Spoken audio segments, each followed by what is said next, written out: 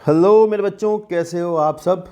आपके लिए मैं लेकर के आया हूँ एक नया चैप्टर, मतलब नया चैप्टर तो नहीं, चैप्टर तो हमारा पहले से चल रहा है, उसकी नई वीडियो, जिसमें आज हम कोशिका झिल्ली प्लाज्मा मेम्ब्रेन यानी सेल मेम्ब्रेन वाले पार्ट को पढ़ेंगे। ध्यान रखना, सीबीएसई वाले बच्चों से आप कभी कहीं भी पीछे नहीं रहोगे। सीबीएसई वाले बच्चे आपसे आगे नहीं निकल पाएंगे अगर आप इन वीडियो को कंटिन्यू देखते रहोगे। बस लगातार वीडियो देखते रहना, लगातार वीडियो आती रहेंगी। सही है ना बात।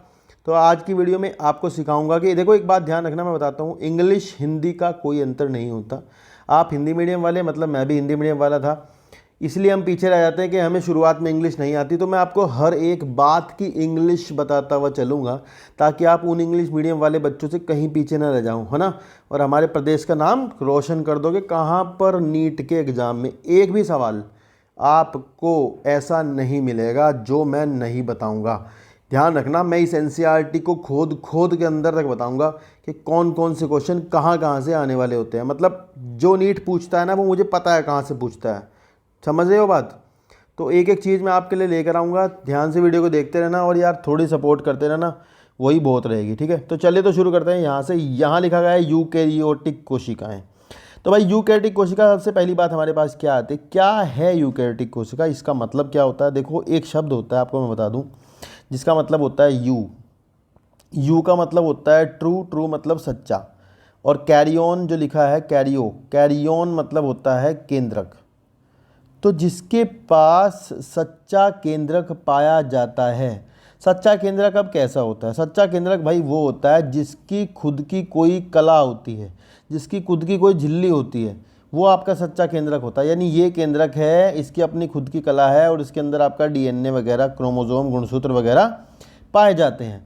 तो ये कोशिकाएं जिनमें ऐसा केंद्रक मिलता है, आपकी यूकैरियोटिक कोशिका कहलाती हैं। इनकी एक और ख़ास बात होती है कि इनके अंदर आपको इनके इनका साइटोप्लाज्म यानी कोशिका द्रव्य जो इनका होता है, उसके अंदर, कोशिका द्रव्य के अंदर आपको झिल्लीदार अंगक मिलेंगे। अब भैया झिल्लीदार अंगक का मतलब क्या होता है? देखो, इसके अंदर आपको कुछ इस तरह के कंपार्टमेंट मिलेंगे। मान लो एक घर है, घर के अंदर आपके लॉबी है या रसोई है या बाथरूम है, टॉयलेट है, अलग अलग कंपार्टमेंट हैं, सबकी अपनी दीवारें हैं। तो इसी के अंदर आपको क्लोरोप्लास्ट, माइटोकॉन्ड्रिया, वैक्यूल, इस तरह के सारे बहुत सारे आपके कोशिका के अंग मिलेंगे, जिनकी अपनी खुद की एक कला होती है, एक मेम्ब्रेन होती है।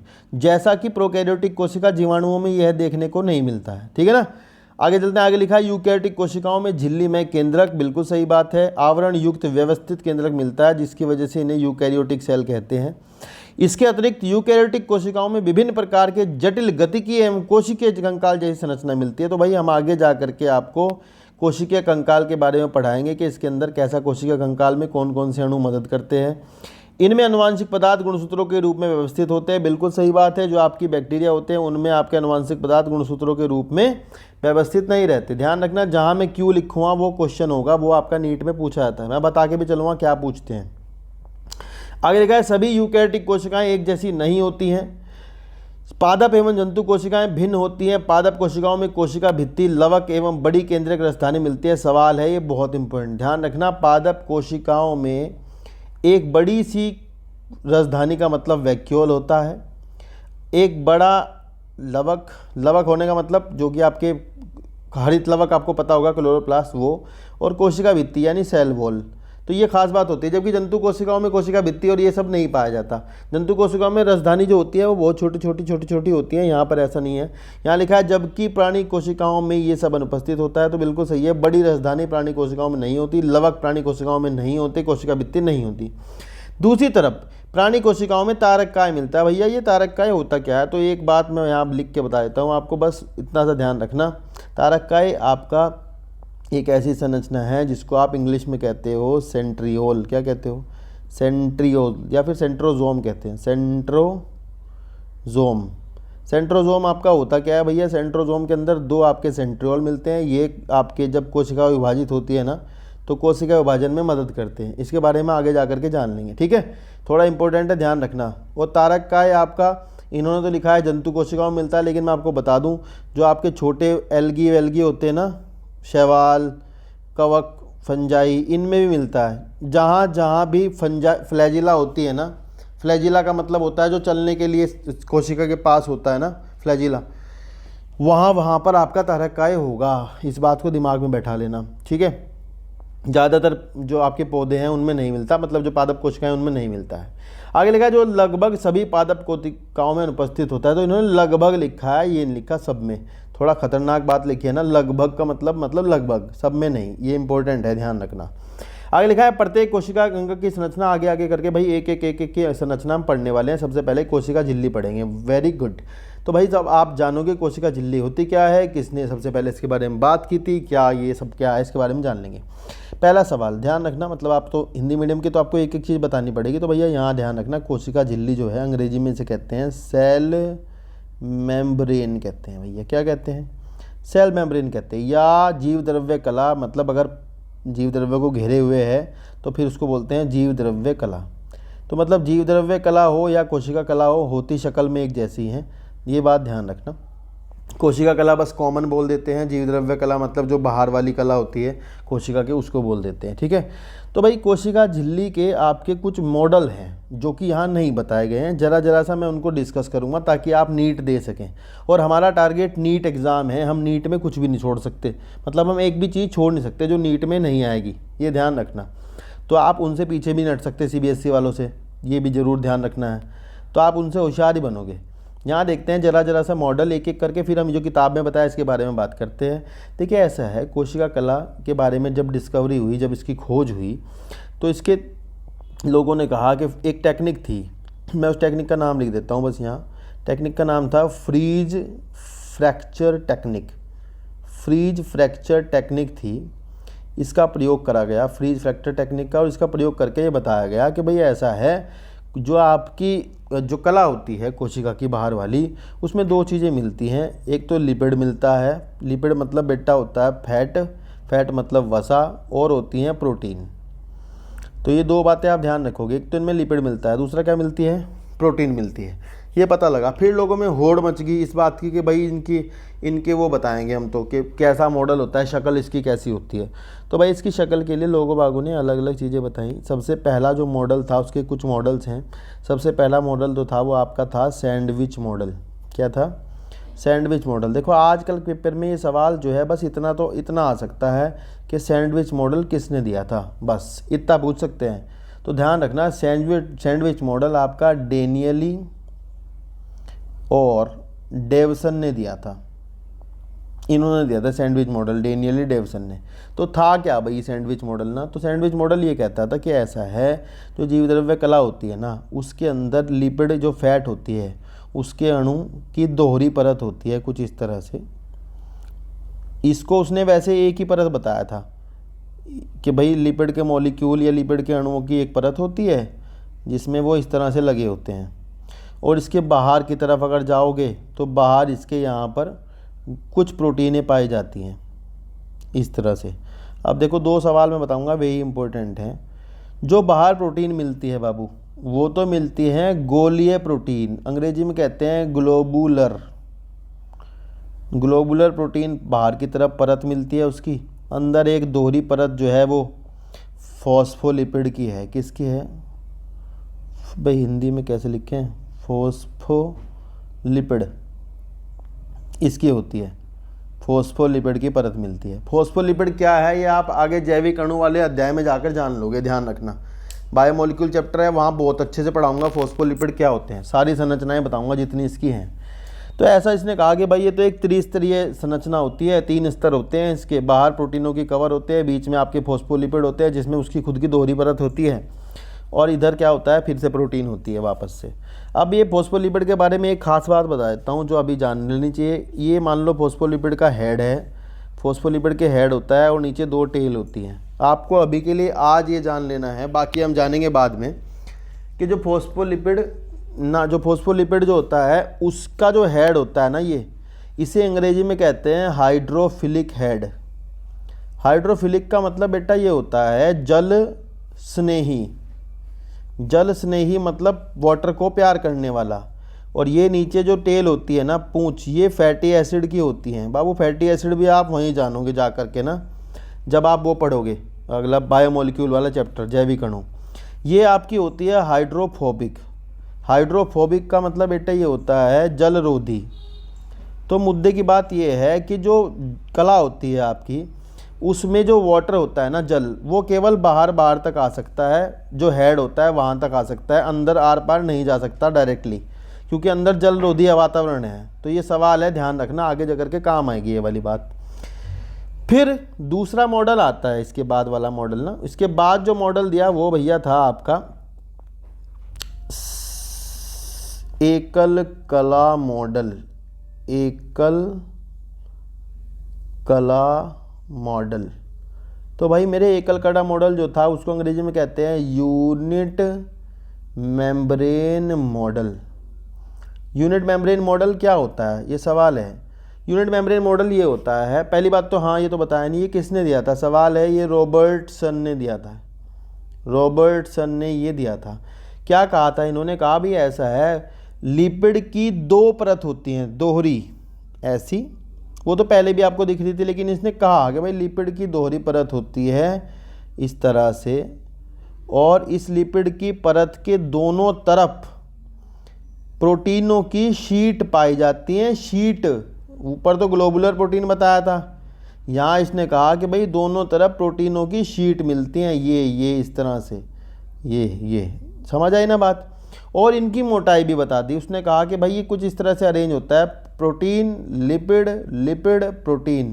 तो ये संरचना पूछते हैं। PLLP किसका मॉडल था, PLLP मॉडल था रॉबर्टसन का, जिसमें वो कहते थे कि कला जो है वो किसी की हो, मेम्ब्रेन किसी की भी हो, वो होगी ऐसी ही, जिसमें प्रोटीन की शीट होगी एक तरफ तो उसकी, जिसकी मोटाई उसने बताई थी 20 एंगस्ट्रॉम। बीच में लिपिड की मोटाई जो बताई थी बेटा, वो बताई थी 35 एंगस्ट्रॉम मेरे बच्चे, इधर बताई थी 20 एंगस्ट्रॉम। तो ये मोटाई बहुत ज़रा पूछी जाती है, 75 एंगस्ट्रॉम हो जाती है। इंपॉर्टेंट बात मैं बता देता हूँ आपको, अगर कहीं लिखा हुआ है नैनोमीटर में, तो भाई 7.5 नैनोमीटर है। आप ये नैनोमीटर वाला गलती ना कर देना। एंगस्ट्रॉम में आए तो 3.5 एंगस्ट्रॉम, 2.0 एंगस्ट्रॉम, इस नैनोमीटर सॉरी है, तो नैनोमीटर में कन्वर्ट कर लेना इसको अगर कहीं पूछा जाए तो ये इनका मॉडल था। पर इनके मॉडल की समस्या ये थी कि देखो यार, मेम्ब्रेन जो होती है कोशिका के बाहर की तरफ होती है, तो भाई कुछ आर पार कैसे जाएगा इसके अंदर से।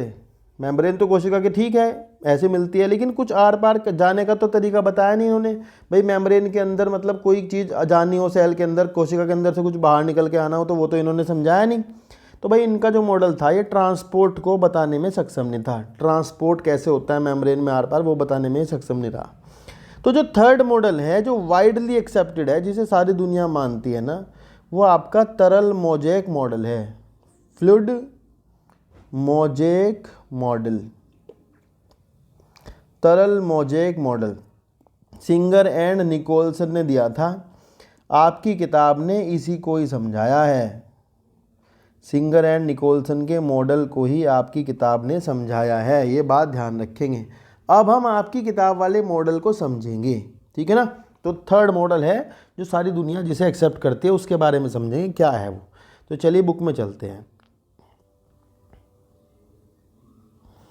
देखो यहाँ बड़ा सा हेडिंग डाला है, कोशिका झिल्ली। अच्छा, इस बात को बता दूं कि इसकी जो PDF होएगी, इसकी PDF आपको मैं आपकी वीडियो, जब चैप्टर की जो लास्ट वीडियो होएगी ना, चैप्टर की लास्ट वीडियो के डिस्क्रिप्शन बॉक्स में इस चैप्टर की जो PDF तैयार होएगी, वो PDF आपको वहाँ से मिल जाएगी, ठीक है ना।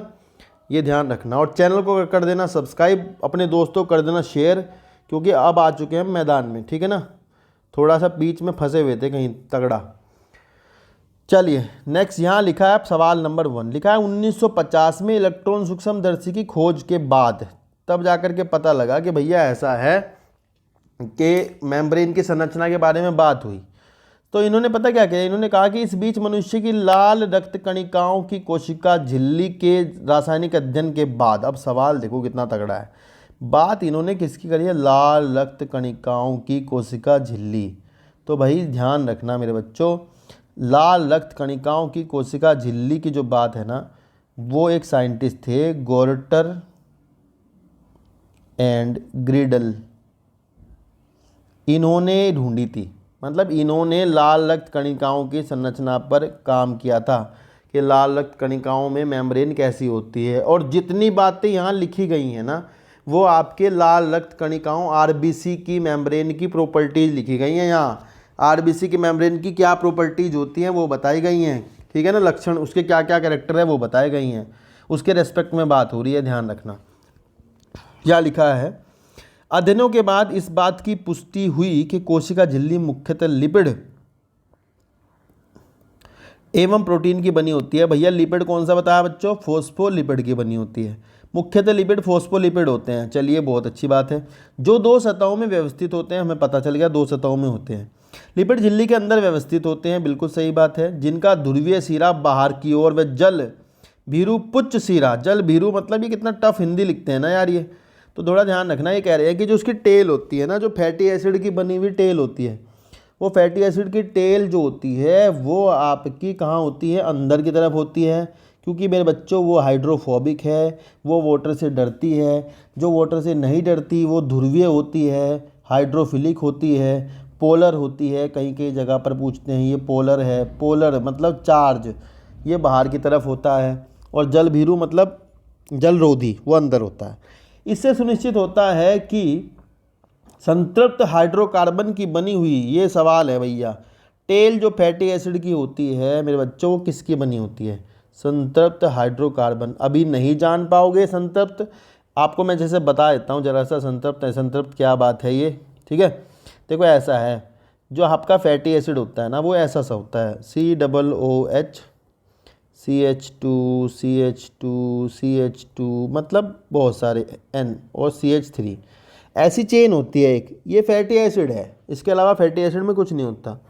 अगर इस फैटी एसिड में डबल बॉन्ड दे रखे होते बीच में तो ये असंतृप्त हो जाता, और अगर डबल बॉन्ड नहीं है तो ये संतृप्त है। ये ध्यान रखना बस बात। संतृप्त आपके उसमें मिलते हैं जो घी होता है, फैट, हार्ड फैट में, और जो असंतृप्त होते हैं वो तेल में मिलते हैं, जो तेलीय वसाएं होती हैं उनमें मिलते हैं। बस ये ध्यान रखना। तो मेम्ब्रेन में ये कह रहे हैं कि वहाँ संतृप्त वाले होते हैं। चलिए ठीक है, कुछ जगह असंतृप्त भी होते हैं। जितना ज़्यादा संतृप्त होते हैं ये उसकी मेम्ब्रेन की जो तरलता है उसे कम कर देते हैं हल्की सी। लिखा है कि बनी हुई अध्रुवीय पुच्छ चलिए वातावरण से सुरक्षित रहती है, हमें पता है। इसके अतिरिक्त फॉस्फोलिपिड झिल्ली में कोलेस्ट्रॉल भी होता है, इसके बारे में बताऊंगा अभी नीचे चल के फोटो पे बहुत अच्छे से, कोलेस्ट्रॉल क्यों है, क्या करता है, ठीक है। बाद में जैव रासायनिक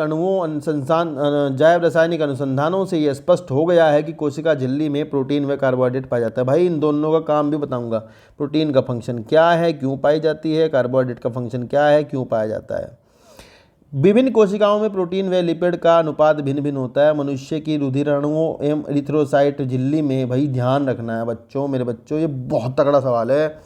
सवाल आता है नीट में, पूछते हैं कि कितने % होता है, ये जानबूझ के ना ऐसे करते हैं। प्रोटीन तो लिख देते हैं, लिपिड तो लिख देते हैं 52% और प्रोटीन लिख देंगे 40, तो गलत हो जाता है सवाल। और बच्चों को खुद भी ऐसा लगता है पता नहीं क्यों कि 40% प्रोटीन होगी, बच्चों को ऐसा लगता है प्रोटीन कम होती है। ये बात बता दूं मैं, अलग अलग प्रकार की कलाओं में अलग अलग प्रकार का मैटर होता है। हर प्रकार की कला में है ना, अलग अलग प्रकार की जो कोशिकाएं हैं उनकी कलाओं में प्रोटीन और इसका अनुपात अलग अलग होता है, ठीक है। ये लर्न करना है यहाँ से। झिल्ली में पाए जाने वाले प्रोटीन को अलग अलग करने की सुविधा के आधार पर 2 अंगभूत परिधीय एवं प्रोटीन भागों में विभक्त किया गया। भैया देखो ये कह रहे हैं कि जो उसमें पाए जाने वाले प्रोटीन है ना, एक तो वो होती है जिसे आप आराम से अलग कर सकते हो प्रोटीन को, मतलब जो आराम से निकाली जा सकती है उसके अंदर से। एक वो होती है जो नहीं निकाली जा सकती, मतलब जो अंदर घुसी रहती है प्रोटीन उसके, वो आपकी परिधीय वो आपकी कहलाती है आंतरिक वाली, जो पूर्ण रूप से घुसी रहेगी अंदर। और कुछ जो आपकी बाहर बाहर होती है वो परिधीय प्रोटीन कहते हैं। परिधीय वाली सतह पर लगी होती है ना, ध्यान रखना, परिधीय वाली सतह पर लगी होती है, और जो अंदर घुसी रहती है वो आंतरिक होती है। जबकि अंगभूत प्रोटीन मतलब अंदर घुसी हुई प्रोटीन आंशिक या पूर्ण रूप से झिल्ली में धंसे होते हैं। तो भाई इसके बारे में डायग्राम दिखा करके बात होगी अच्छे से समझ के कि क्या क्या है। अंगभूत मतलब, यहाँ लिख भी देता हूँ, अंगभूत मतलब इंट्रिंसिक प्रोटीन। और जो आपकी परिधीय है मेरे बच्चे, उसको अंग्रेजी में 2 नाम से पुकारते हैं, पेरिफेरल या फिर एक्सट्रिंसिक, ठीक है। ये तो या तो ये आंशिक मतलब आधी घुसी होंगी और पूर्ण मतलब पूरी घुसी हुई होंगी, मेम्ब्रेन के आर पार होंगी। आपको मैं मॉडल की बात समझाऊंगा फोटो दिखा करके अभी क्या क्या है उस मॉडल में, किस नाम पर मॉडल का नाम रखा गया है, ऐसा क्या स्पेशल चीज़ें हैं उसकी वो। यहाँ लिखा है कि कोशिका झिल्ली का उन्नत नमूना 1972 में सिंगर व निकोलसन द्वारा प्रतिपादित किया गया, जिसके तरल, सवाल क्या है 1972 में, कब 1972 में, किसने, सिंगर एंड निकोलसन ने, याद कर लेना दोनों का नाम, प्रतिपादित किया गया, जिससे तरल कृमिन नमूना के रूप में व्यापक रूप से स्वीकार कर लिया गया था। आज तक यही हाईएस्ट मतलब बस माना गया कि यही सत्य है। इसके अनुसार लिपिड के अर्ध तरलीय प्रकृति के कारण, बस ये सवाल है, लिपिड कैसा होता है, सेमी फ्लूइड, सेमी फ्लूइड, आधा, अर्ध तरल। देखो आपको इंग्लिश हिंदी जानना जरूरी है, बिल्कुल हिंदी पढ़ोगे तो नीट नहीं निकलेगा। इंग्लिश जहाँ बोलूँ वहाँ इंग्लिश का वर्ड पे ध्यान देना है, नोट कर लेना है अपनी बुक के अंदर ऐसे ही। सेमी फ्लूइड मतलब अर्ध तरल। तो ये ऐसा सा समस्या है कि जैसे तरल भी नहीं होता पूरी तरह और अर्ध तरल रहता है, ठीक है। और लिखा है के कारण फोस्फोलिपिड द्विसतह के भीतर प्रोटीन पार्श्विक गति करता है। भैया ये कह रहे हैं कि ऐसा है कि इसकी अर्ध तरलता के कारण प्रोटीन जो होती है ना वो आपकी लेटरल गति करती है। ये इतना इंपॉर्टेंट सवाल है ना, नीट इसके बिना छपने का नहीं पेपर, ये ध्यान रखना। पार्श्विक गति अंग्रेजी में इसको लिखेंगे वहाँ पर, तेज होते हैं बहुत ये, लेटरल मूवमेंट, लेटरल मूवमेंट। क्या मतलब हुआ भाई लेटरल मूवमेंट का? लेटरल मूवमेंट का मतलब ऐसा होता है मेरे बच्चों के, जैसे कि प्रोटीन है ना, तो मतलब इधर की चेन का उधर नहीं जा सकता, लाइक मतलब डायग्राम में समझाऊंगा मैं आपको, ऐसे चलता है, ऐसे गति कर सकता है इधर उधर, मेम्ब्रेन में प्रोटीन इस तरह गति कर सकती है। अरे ऐसा है जैसे मान लो एक समुद्र है, समुद्र है, तो समुद्र में प्रोटीनें इस प्रकार होती हैं जिस प्रकार बर्फ़ की चट्टानें तैरती हुई दिखाई देती हैं।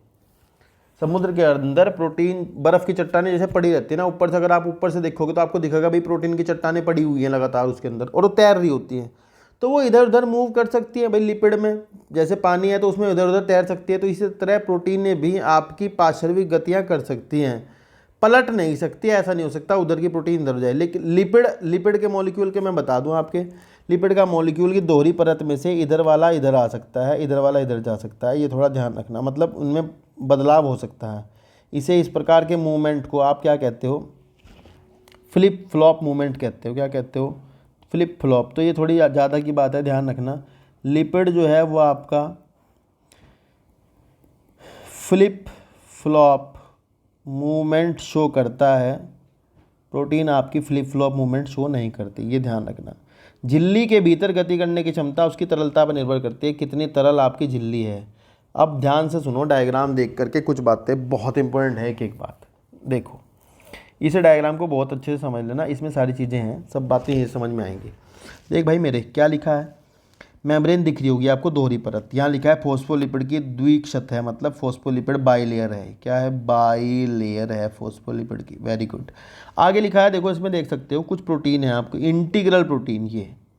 ये इंटीग्रल प्रोटीन भाई मेरे क्या है, इसका क्या काम है? देखो यार ऐसा है, मेम्ब्रेन में से ना, मेम्ब्रेन का जो लिपिड का मॉलिक्यूल है उसका जो हेड बताया है भाई, मान लो ये हेड है लिपिड के, तो यार ये हेड हमने कैसे बताया तुम्हें? ये हमने बताया कि भाई ये तो जलरोधी हैं। कैसे हैं? अरे नीला पेन क्या आ गया, जलरोधी क्या है? नहीं जल्स नहीं है ये, यहाँ तक।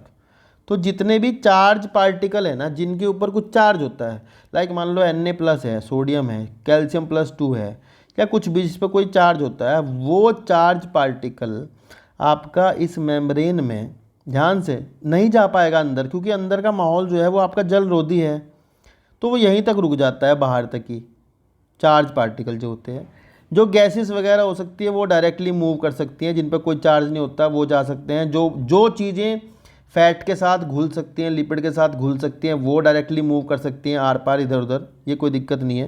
लेकिन जिन पर चार्ज होता है वो नहीं जा सकते भाई। उनको ऐसे पार्टिकल को मेम्ब्रेन के अंदर आर पार पहुंचाने के लिए या और बहुत तरह की एंजाइमों की तरह काम करती है इंटीग्रल प्रोटीन। इंटीग्रल प्रोटीन जो होती हैं सेल के अंदर, जो आंतरिक प्रोटीन्स होती हैं, इनका काम मेरे बच्चे क्या होता है, ये मेम्ब्रेन में ट्रांसपोर्ट को सेटिस्फाई करती हैं, ट्रांसपोर्ट कराने में मदद करती हैं। ये चैनल की तरह काम करती हैं, बोले यहाँ से जाओ भाई निकल के हमारे अंदर से। ये कई जगह मेम्ब्रेन के अंदर आपकी एंजाइमों की तरह काम करती हैं, ये ध्यान रखना आपको, ठीक है। आपको मैं बता दूं, ये मेम्ब्रेन आपको देखने से, ध्यान से देखने से आपको बताता हूँ, इसकी संरचना आपकी असममित है। असममित मतलब क्या होता है? एसिमेट्रिक। भैया एसिमेट्रिक क्या होता है? देखो ऐसा है, मतलब देख यार सुनो, इसके बाहर ना शर्करा वर्ड लिखा हुआ है, ये इतना बड़ा दिख रहा है शर्करा, ये शर्करा दिख रहा है। तो भाई शर्करा ना अंदर की तरफ नहीं है, अगर आप देख सकोगे इधर तो अंदर तो है नहीं शर्करा, इनसाइड अंदर की तरफ तो शर्करा है नहीं, बाहर बाहर लगी हुई हैं। तो इस वजह से हम कह सकते हैं भाई मेम्ब्रेन जो है वो असममित है। आप बीच में से काट दोगे तो दो बराबर भागों में नहीं बंटेगी। कुछ परिधीय प्रोटीनें जो आपकी पेरिफेरल प्रोटीन्स होती हैं वो बाहर बाहर होती हैं, कुछ अंदर अंदर होती हैं। ज़्यादातर प्रोटीनें परिधीय वाली सेल के अंदर की तरफ मिलती हैं, बाहर की तरफ नहीं मिलती। परिधीय प्रोटीन अंदर ज़्यादा मिलती हैं, ध्यान रखना। और ये शर्करा केवल बाहर मिलती है। भाई शर्करा क्यों लगी है, इसका क्या मतलब है, ध्यान से सुन लो। देखो ऐसा है बेटे, जिस प्रोटीन के साथ शर्करा लगी है वो प्रोटीन आपकी ग्लाइकोप्रोटीन है। क्या है, ग्लाइकोप्रोटीन। इसका नाम हिंदी इंग्लिश सब एक ही है। और जिस लिपिड के साथ कार्बोहाइड्रेट लगा है शर्करा वो ग्लाइकोलिपिड है। तो भाई ये क्यों होते हैं मेम्ब्रेन में, ग्लाइकोलिपिड ग्लाइकोप्रोटीन।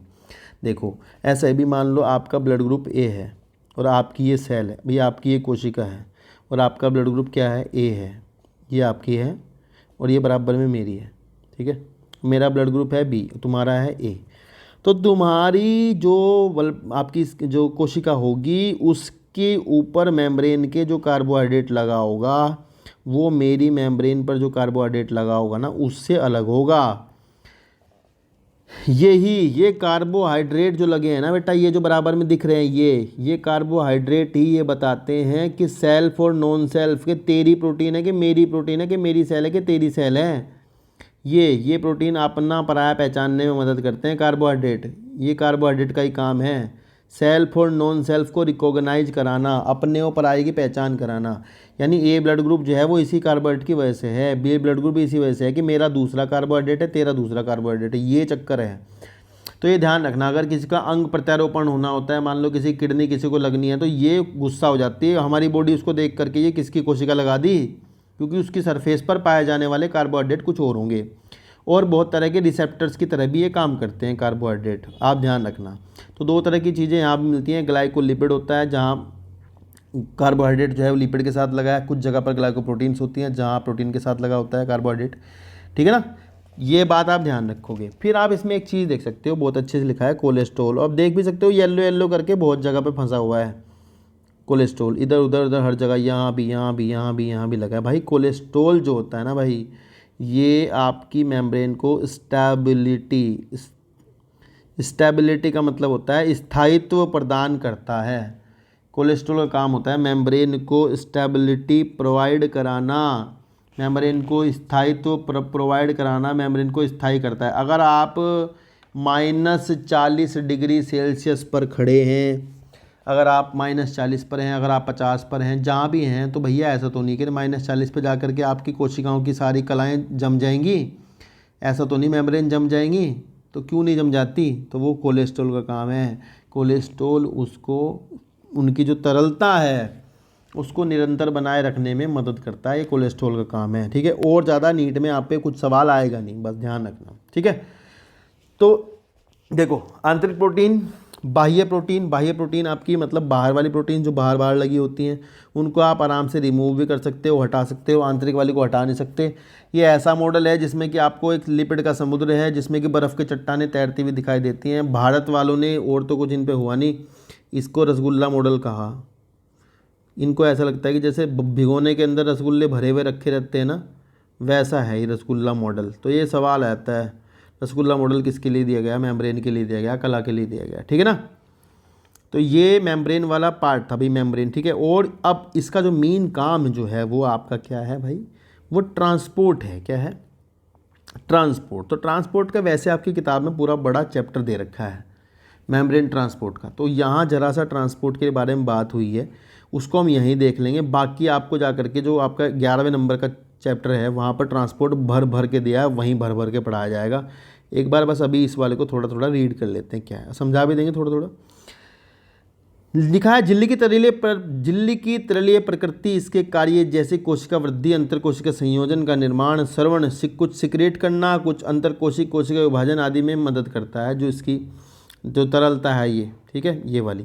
आगे लिखा है जीव द्रव्य झिल्ली का सर्वाधिक महत्वपूर्ण कार्य यह है कि इससे अणुओं का परिवहन होता है। बिल्कुल इंपॉर्टेंट है, ट्रांसपोर्ट ही खास बात है इसकी। यह झिल्ली की इसके दोनों तरफ मिलने वाले अणुओं के लिए चयनित पारगम्य है। सवाल 9वीं कक्षा में बताया गया था कि मेम्ब्रेन जो होती है, जो कला होती है ना, वो चयनित होती है। मतलब भैया ऐसा है कि मेम्ब्रेन जिसे चाहेगी उसे लेगी, जिसे नहीं चाहेगी उसे छोड़ देगी। तो मतलब सेलेक्टिवली परमिएबल है। सवाल ये आ जाता है लिख के इंग्लिश में, बस इसको इंग्लिश में लिख देंगे कि भैया मेम्ब्रेन जो है वो सेलेक्टिवली परमिएबल होती है। ये बात ध्यान रखनी है, ठीक है। सेलेक्ट करती है कि तुम आ सकते हो, तुम नहीं आ सकते हो। मतलब किसी के लिए पारगम्य, किसी के लिए अपारगम्य, किसी के लिए अर्ध पारगम्य होती है, ठीक है। नहीं लिखा है कि भैया कुछ अणु बिना ऊर्जा के, बहुत इंपॉर्टेंट लाइन लिखी है ये खास है, जो अणु कोशिका के आर पार जीव द्रव्य कला से होकर के बिना ऊर्जा की आवश्यकता के जा सकते हैं, तो उस तरह का परिवहन आपका निष्क्रिय परिवहन कहलाता है। मेरे बच्चे, निष्क्रिय मतलब पैसिव ट्रांसपोर्ट। कैसा भाई? पैसिव ट्रांसपोर्ट कहलाता है, ठीक है। पैसिव ट्रांसपोर्ट मतलब निष्क्रिय, ठीक है, उसमें ऊर्जा नहीं लगती। पैसिव ट्रांसपोर्ट में अब दो चीज़ आ जाती हैं। एक तो डायरेक्ट मतलब सिंपल डिफ्यूजन। पैसिव के अंदर दो बातें हैं। पैसिव में एक केस तो है ये सिंपल डिफ्यूजन, साधारण विसरण, सिंपल डिफ्यूजन, ठीक है जी, साधारण विसरण। और एक है फैसिलिटेटेड, फैसिलिटेटेड डिफ्यूजन। दो तरह का है। तो भाई है दोनों आपके पैसिव ही, मतलब दोनों बिना ऊर्जा के हो रहे हैं। इसमें खास बात होती है भाई, मान लो ये आपकी मेम्ब्रेन है, तो जिसको भी इसके आर पार जाना, देखो जो आपके वसा में घुलनशील चीज़ें हैं वो तो यूं ही जा सकती हैं डायरेक्ट। बस ध्यान रखना एक तरफ वो ज़्यादा होनी चाहिए और एक तरफ कम, लो, हाई टू लो जाएंगी। ध्यान रखना डिफ्यूजन उसका होता है जो एक तरफ हाई होता है, एक तरफ लो होता है। डायरेक्ट चला जाएगा हाई टू लो, और इसको आप कहते हैं कि सांद्रता प्रवणता के अकॉर्डिंग गया है। अगर आपको कहीं लिखा मिलता है कि कोई अणु सांद्रता प्रवणता के अनुसार आपका मेम्ब्रेन में आर पार जा रहा है, तो भैया क्या मतलब हुआ? हाई टू लो जा रहा है। सांद्रता प्रवणता के अनुसार जा रहा है तो मतलब हाई टू लो जा रहा है। ये दिमाग में बैठा लेना, ठीक है ना बात। अगर कोई अणु आपका इस तरह जा रहा है डायरेक्ट तो सिंपल डिफ्यूजन है। लेकिन भाई मैंने कहा था जैसे किसी के ऊपर बेचारा कोई सोडियम है तो भाई ये तो जा नहीं सकता, बेचारा कोई पोटेशियम है ये तो जा नहीं सकता क्योंकि इस पर तो चार्ज है। तो भाई इनके लिए मेम्ब्रेन प्रोटीन जो होती है ना मेरे बच्चों, वो चैनल की तरह काम करती है कि तुम ना यहाँ से होकर के जाओ, हम तुम्हें रास्ता देते हैं। ये यहाँ से चैनल में से प्रोवाइड कराती हैं, ऐसा माहौल देती हैं कि जिससे कि चार्ज पार्टिकल आराम से अंदर से गुजर के चला जाए। जाएगा फिर भी ये हाई टू लो ही, ध्यान रखना, जाएगा फिर भी हाई टू लो ही। ऐसा नहीं होगा कि प्रोटीन लग जाएंगी तो सांद्रता प्रवणता नहीं चाहिए होती, सांद्रता प्रवणता चाहिए होती है, एक तरफ ज़्यादा एक तरफ कम चाहिए होता है। ये आपको ध्यान रखना, ठीक है। अगर आपका जीव द्रव्य कला से कोई लिक्विड जा रहा है, कोई आपका सॉल्वेंट जा रहा है, इस तरह ही मतलब ज़्यादा से कम, मान लो पानी जा रहा है ज़्यादा की तरफ से कम की तरफ, तो उसे आप परासरण कहते हो। क्या कहते हो? परासरण। पूरा बड़ा टॉपिक है, वहाँ जा कर के आगे पढ़ेंगे हम, ठीक है, पूरा चैप्टर है। यहाँ लिखा है कि उदासीन विलेय सांद्रता प्रवणता के अनुसार जैसे उच्च सांद्रता से निम्न सांद्रता की ओर साधारण विसरण द्वारा जाते हैं। बिल्कुल सही बात है। सांद्रता प्रवणता, यार ये बिल्कुल वर्ड भूल ना जाना यार, ये बहुत इंपॉर्टेंट शब्द है, ध्यान रखना। जल भी इसी तरह उच्च सांद्रता से निम्न सांद्रता की ओर गति करता है। भाई ये सांद्रता जल की कही गई है, विलियन की नहीं कही गई है। कभी आप विलियन की सांद्रता से बता दो, जल की सांद्रता की बात हो रही है, ठीक है। विसरण द्वारा जल के प्रवाह को परासरण कहते हैं। भैया अंग्रेजी में कहते हैं ओस्मोसिस। क्या कहते हैं? ओस्मोसिस। ओस्मोसिस मतलब परासरण। चूंकि ध्रुवीय अणु जो अध्रुवीय लिपिड द्विसतह से होकर नहीं जा सकते, जो नहीं जा सकते, उनके लिए झिल्ली में एक वाहक प्रोटीन की आवश्यकता है। भाई ये वाला आपका जो तरीका है ये आपका फैसिलिटेटेड है। फैसिलिटेटेड डिफ्यूजन में वाहक प्रोटीनों की आवश्यकता पड़ती है, रास्ता देने की जरूरत पड़ती है, डायरेक्ट नहीं जा सकते, ये ध्यान रखना। लास्ट लिखा है भैया कुछ आपके अणु ऐसे होते हैं जिनमें कि आपको लो कंसंट्रेशन से हाई कंसंट्रेशन की तरफ भेजना होता है। तो भैया ऐसे में क्या चाहिए होते हैं? देखो आपके घर में ना वो लग रखी होगी motor, pump, submersible pump, Tullu pump, ये पंप वो पंप, नीचे से पानी ऊपर चढ़ाने में। अगर आप नीचे से ऊपर चढ़ाते हो तो ट्रांसपोर्ट आपका अप हिल है। कैसा है भाई? अप हिल, नीचे से ऊपर। तो अप हिल ट्रांसपोर्ट जो होता है वो आपका लो टू हाई होता है, लो टू हाई। और लो टू हाई में आपके घर पे क्या लगा है, पंप। तो ध्यान रखना यहाँ मेम्ब्रेन में भी पंप होते हैं। पंप क्या मतलब, प्रोटीन, मतलब उन प्रोटीनों को हम पंप कहते हैं जो कि आपके लो टू हाई ट्रांसपोर्ट में मदद करते हैं और इसमें ऊर्जा खत्म होती है, एटीपी का प्रयोग होता है, ऊर्जा लगती है और लो टू हाई ट्रांसपोर्ट होता है। लिखा है कुछ आयन अणुओं तथा झिल्ली से होकर परिवहन उनकी सांद्रता प्रवणता के अनुसार विपरीत जाते हैं, मतलब लो टू हाई। इस प्रकार के परिवहन हेतु ऊर्जा आधारित प्रक्रिया होती है जिसमें एटीपी का प्रयोग होता है। किसका भैया, एनर्जी लगेगी तो ट्रांसपोर्ट होगा मेरे बच्चों, ध्यान रखना। और अपहिल ट्रांसपोर्ट इसको कहते हैं, ठीक है। सक्रिय परिवहन भी कहते हैं, वो मतलब एक्टिव ट्रांसपोर्ट, अंग्रेजी में भी लिख देंगे, कोई दिक्कत नहीं है, लिख देंगे एक्टिव ट्रांसपोर्ट है भैया। एक्टिव में क्या लगती है, एनर्जी, पैसिव में क्या लगती है, नहीं लगती है एनर्जी, ठीक है। लिखा है यह एक पंप के रूप में कार्य करता है, बहुत इंपॉर्टेंट वर्ड है, pump pump pump pump pump pump, मतलब जब भी प्रोटीन लो टू हाई भेजेगी वो पंप है। एग्जाम्पल है सोडियम आयन पोटेशियम पंप। तो भैया इस सोडियम पंप का सवाल आपको बाद में जा करके 21वें चैप्टर में पढ़ाऊंगा। यहाँ से बस एक बात आज याद कर लेना, पक्की बात है, पेपर में आती है, रट लो इसको, अभी तो रट लो इसको आज। ये पंप है, मान लो सोडियम पोटेशियम पंप। तो भाई ये 3 बस रटो इसको ना आज, बस 3 सोडियम ये अंदर से बाहर भेजता है और 2 पोटेशियम अंदर करता है।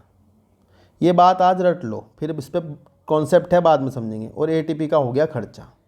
सवाल नीट में जब भी आया तो वो यही आया, कितने अंदर कितने बाहर। ध्यान रखना 3 सोडियम अंदर से बाहर और 2 पोटेशियम बाहर से अंदर की ओर गति करते हैं। ये बहुत ज़्यादा इंपॉर्टेंट है, ध्यान रखना, भूल ना जाना, ठीक है। तो मेरे बच्चों ये हो जाता है आज की वीडियो का, आज का टॉपिक ख़त्म। ऐसे ही मतलब लगातार कॉन्सेप्चुअल वीडियो मिलती रहेगी, मतलब एक एक लाइन छोड़ने का नहीं, सब पढ़ा दूंगा सारा कुछ जो जो मैं पढ़ाता हूँ कोचिंग में अपनी, ठीक है। मतलब मेरा मन कर गया कि अब हिंदी मीडियम वालों को कुछ कर दूंगा उनके लिए, क्योंकि मैं भी यार हिंदी मीडियम का ही हूँ और फंसा हुआ था, लॉकडाउन लगा है, तो आजकल सोच रहा हूँ कि तुम्हारे लिए मेहनत कर लूँ। तुम लोग प्यार दोगे तो, मतलब ज़रा सा प्यार दोगे तो मैं तुम्हें ज़्यादा दुगना दूंगा, इस बात का ध्यान रखना। मेरी एप्लीकेशन है, वहाँ रजिस्टर करूँगा, डाउट लूँगा, लाइव आके डाउट लूँगा, सब कुछ करूँगा। बस ज़रा सपोर्ट कर दो यार थोड़ा सा, है ना, सब्सक्राइबर बढ़ा देना। और फिर मिलते हैं नेक्स्ट पार्ट पे। आज इसको पढ़ लेना, नेक्स्ट वीडियो कल मिल जाएगी पक्के से, ठीक है ना। Thank you so much.